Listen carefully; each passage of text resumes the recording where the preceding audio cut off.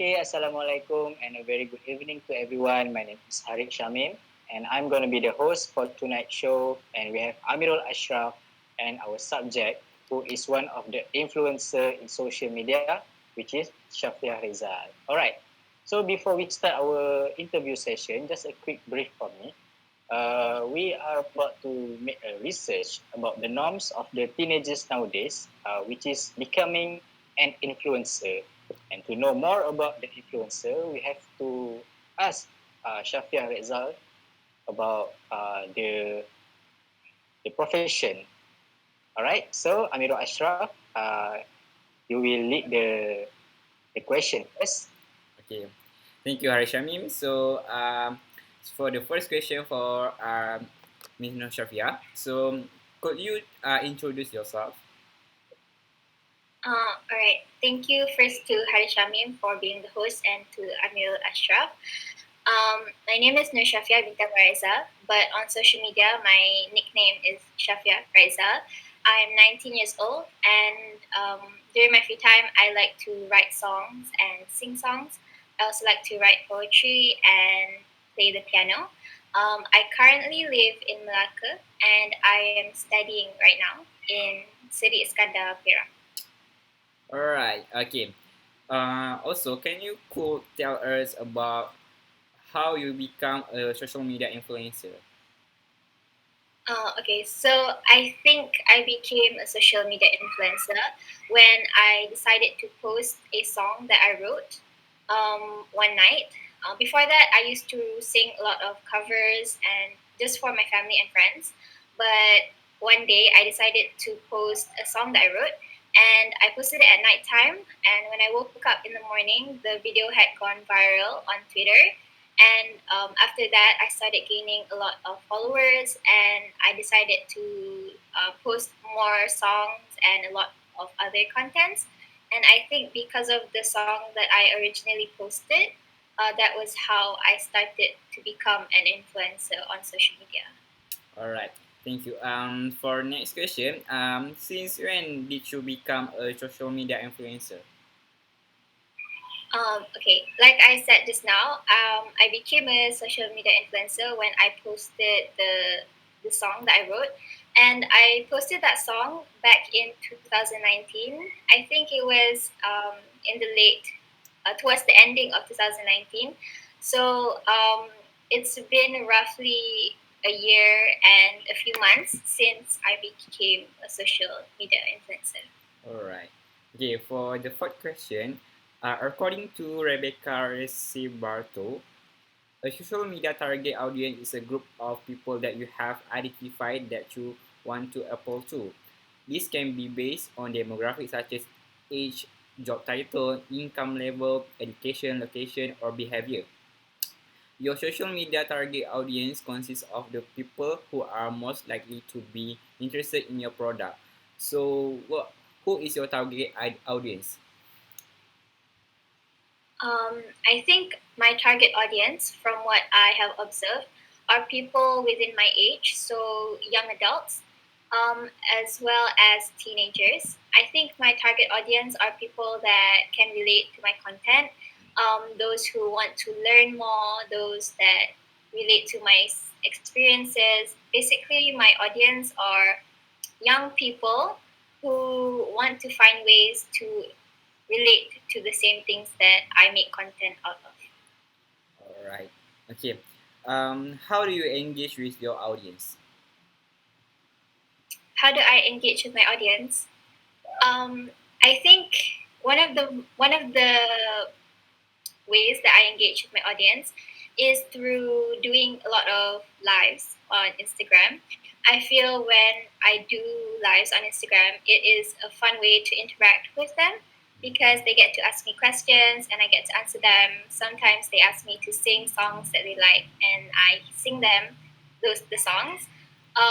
Apart from doing lives, I also reply to messages a lot, reply to a lot of comments because most of the people that comment just want me to interact in a ways. So I try to interact as much as I can through those kind of features on social media. All right. Okay. For the fifth questions, for the sixth question, have you ever met your supporters in public? If yes, what are their reaction? Yes, I have met a few people that know me from social media in public. Every time I meet them, they always come up to me and they're a bit shy. They ask me if I'm from social media, and I say yes. And then they ask me for pictures. Most of the times, they tell me that they like my content, so I'm really happy with that. They tell me that I inspire them in a way, and it's a bit how do you say, like, it's kind of a different experience from previous because it's not something that you experience every single day.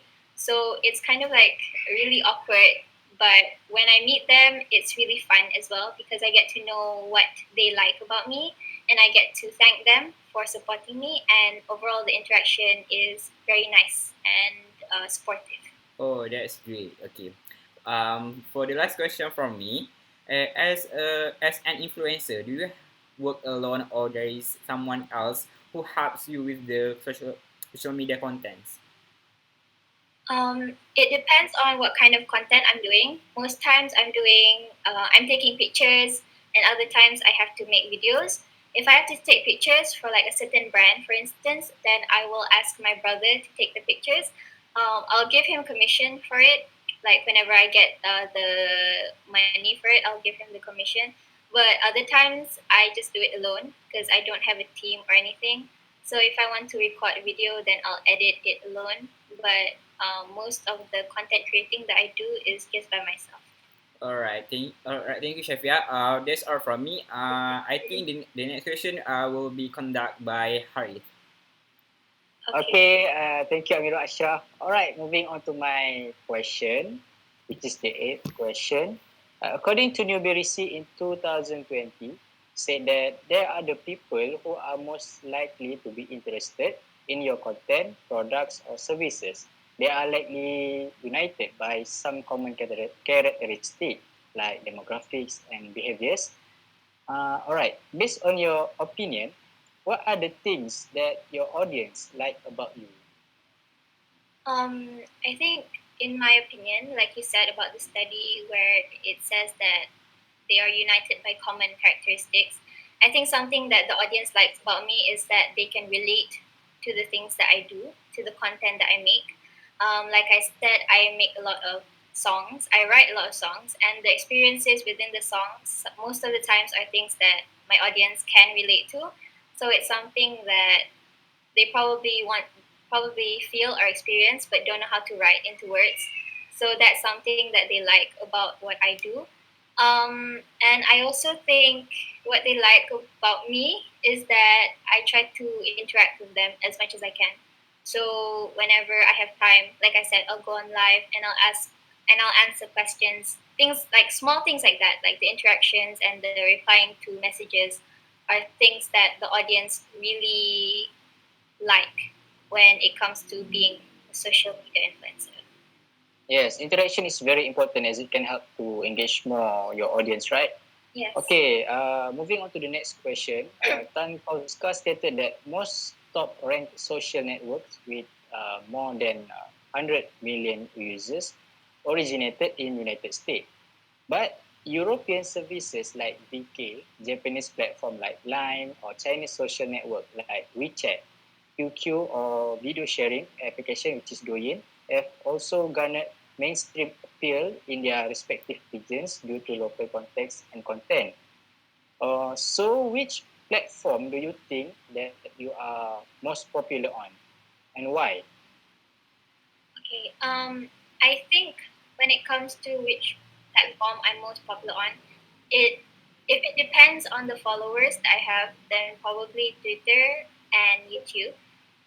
Because on Twitter I have around 60,000 followers, and there I usually post most of my singing content. So songs that I make and covers that I make, I will post them to Twitter, alongside with other things that I have posted on Twitter too, such as opinions, advices, answering questions, and a lot of those.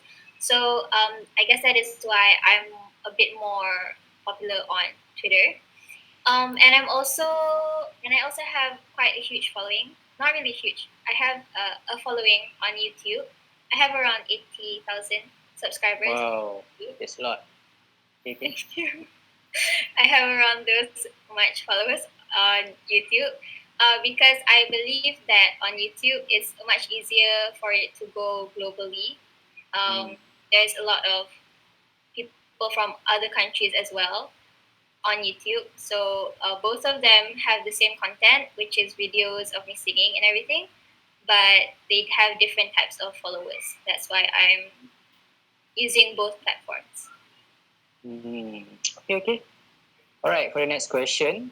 According to Dave Whiteley, influencer marketing is the fastest growing customer acquisition marketing method.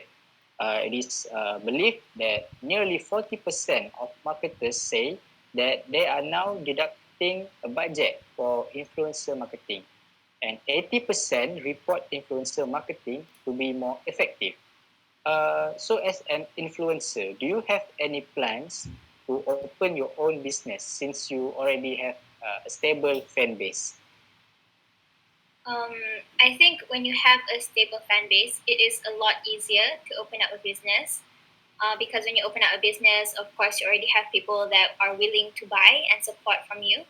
However, currently I'm in college and I don't have that much time to open up a business since I'm still juggling between classes in college and also like content creating. But I think maybe in the near future it would be very beneficial for me if I still had the fan base and would want to open up a business. Maybe something that could keep me going in the future in terms of income. Hmm. Okay, okay. Uh, Next question. How much time do you spend on your social media contents in a week? In a week, like I said, usually I have classes, so I juggle around with classes and also content creating. My classes start from morning until the afternoon. So right after the afternoon, when my class finishes, then I'll start doing content creating. And sometimes it will go up until nighttime when I have to do editing and brainstorming ideas and etc. But I don't do it for the whole day. There are times when I have to focus on my classes. So whenever I have free time, then I will focus on making content. Hmm. Okay. Do you think that social media influencer will be valid forever? Okay. When it comes to social media influencers, I think that there will be a slight chance that they will not be valid forever. Because nowadays, as we know, when it comes to marketing, there are also a lot of other options, not just social media influencers. There's Google advertisements, there's Instagram advertisements, so many other things. If people can learn how to use that, then maybe the usage of social media influencers won't be as high anymore. Hmm. And it also depends on what these influencers have in terms of capabilities. Nowadays, it's really easy to become a social media influencer. But if you want to be valid long after that, or you want to be valid for a long amount of time, then you have to have something that other people don't have so that you won't fade out just like the rest of the social media influencers. Yes, it's quite challenging for each influencer to stay valid, right? They have to Yeah. create another content. Okay, okay, okay. All right, next question is how do you handle hate comments on social media? When it comes to hate comments, I believe that everyone that uses social media has to um, does not get to avoid hate comments. However, those who are influencers tend to be in the eye of the public a lot more, so they will get a lot more hate comments than other people. Um, the way to handle hate, or at least how I handle hate, is to simply ignore it. Because if you engage in the hate comments, then it will only make things worse. It will make the situation worse, and you will have to go just as low as the people who write these hate comments. So, what I do is I just ignore it. Most times, if I can't ignore it, then I will delete it or I will take other actions such as report it or block it, but I will never really reply to it because that's something that could only make the situation worse. I believe. Yes. Right. All right, last question. Uh, the comment sections of social media and news outlets have become one of the new playground for online bullying. So as a result, many news organizations are even choosing to eliminate comments altogether to avoid this problem. All right, from your own experience, does hate comments affect your personal life? Talking about hate comments, it used to affect my personal life back when I first started gaining a few followers because I wasn't used to the fact that people would send hate comments for no apparent reason. Um, Back then, I would be really insecure of it. I would have low self esteem. I wouldn't want to post any content because I was afraid of the hate that I might get. And it felt like because of one hate comment, everyone else hated what I did. But like I said, nowadays I don't really engage in hate comments anymore. I choose to ignore it. So it doesn't affect my personal life anymore. And because of it, it's just helped me strive more and more when it comes to content creating. All right, so that is my final question. And before we end our discussion tonight, what other advice can you share with us to those who love to spread the hate comments? Those who love to spread hate comments. My advice is for people who have nothing better to do except for spreading hate comments is that you should always watch what you say to other people because a simple comment that you post may not affect you in any way whatsoever. You could just post something really quick, but it could affect them and their mental health for a long amount of time and it could ruin a lot Yes, of opportunities for them. So before you decide to comment anything at all that you feel is negative or unnecessary, think about the consequences first. That's all. all right, this is a wise word from one of the influencer here, Shafia Rizal. And I will just want to say thank you for let us spending time with you, interviewing some question about the norms of the teenagers nowadays, which is the influencer. All right. So that is the end of the question for today. Thank you to Amirul and Shafia for be one of the hosts tonight. That's all from us. Thank you. Assalamualaikum. Thank Thank you. you.